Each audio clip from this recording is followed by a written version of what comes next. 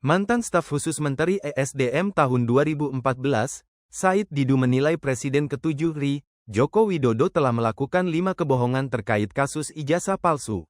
Bahkan Said Didu menilai, kebohongan ini tak hanya dilakukan oleh Jokowi seorang, tapi juga orang-orang yang mendukung Jokowi.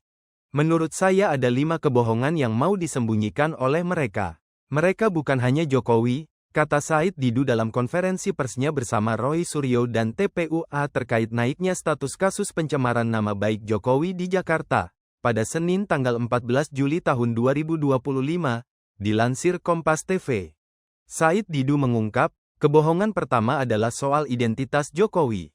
Satu kebohongan identitas diri Jokowi sendiri itu yang dia paling takutkan terbuka. Identitas diri karena kita tahu ceritanya sebenarnya. Dan kalau ini terbuka, maka kita tahu siapa yang membentuk Joko Widodo sebenarnya. Saya pikir publik sudah paham, jelas Said Didu. Kebohongan kedua, Said Didu menyinggung soal putra sulung Jokowi, Gibran Rakabuming Raka yang kini jadi wakil presiden RI. Yang kedua adalah kepalsuan. Kepalsuan dan bikin kepalsuan putranya yang menjadi wakil presiden itu juga kalau ini terbuka ini akan terbuka. Siapa dia sebenarnya dan kepalsuan-kepalsuan terhadap dinasti ini akan terbuka semua, ungkapnya. Kebohongan ketiga, yakni kepalsuan pelaksanaan pemilu.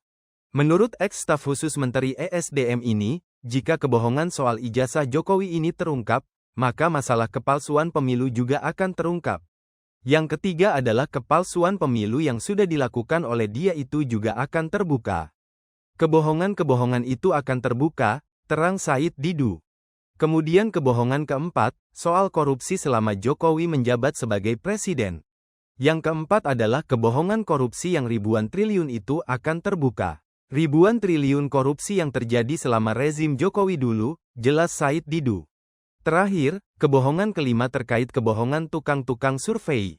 Yang kelima, kebohongan tukang-tukang survei yang sekarang jadi komisaris BUMN di mana-mana, tegas Said Didu.